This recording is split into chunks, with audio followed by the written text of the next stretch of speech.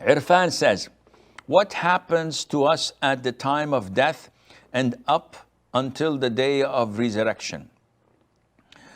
Irfan, this is something that we don't have enough knowledge of.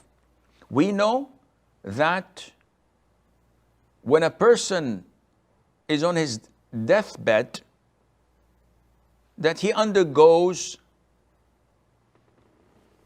the process of his soul exiting his body.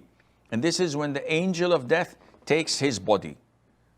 Let me rephrase that. When the angel of death takes his soul from his body. A believer, as the Prophet said, alayhi salatu wasalam, would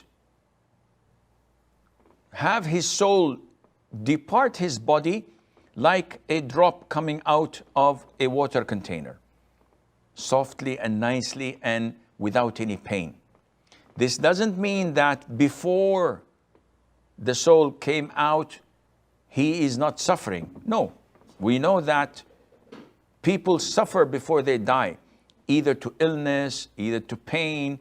The Prophet suffered alayhi salatu wasalam before his death, and he used to put his hand in a water container and wipe his face and say, La ilaha illallah, inna lil mawti sakarat.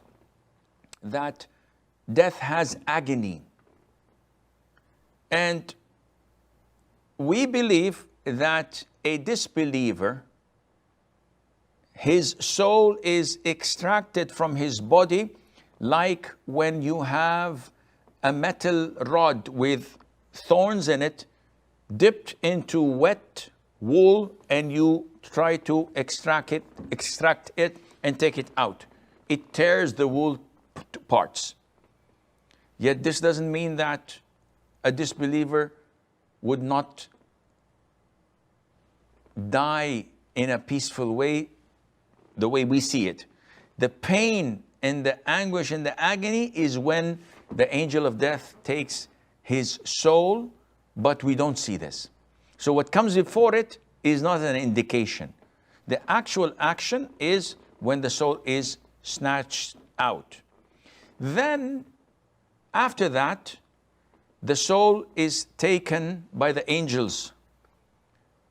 The believer's soul goes up to the seventh heaven.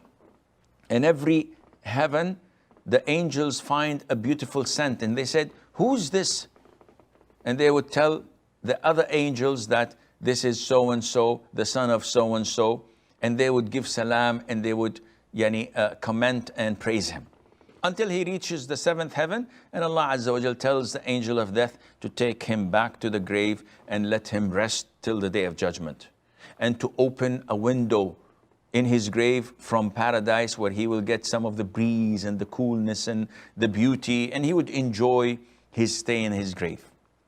The disbeliever, they would take his soul only to the lower heaven. He would not go any further, and each group of angels that the angels of death pass by, they would find an awful odor and scent and say, A'udhu billah, whose smell is this? And they would say, he's so-and-so, the son of so-and-so, and they would nickname him with the worst of names, and they would curse him. And then he would be dropped from the first heaven, the lower heaven, to his grave, and he would smash in his grave, and he would be punished by Munkar and Nakir, and Allah Azza wa Jal would tell them to open a window from hellfire in his grave till the day of judgment, and he will be tormented and punished. This is, roughly speaking, in a nutshell, what will happen till the day of resurrection. What goes in between, this is something what we don't have any knowledge of. We have only general knowledge, and Allah Azza wa Jal knows best, and may Allah Azza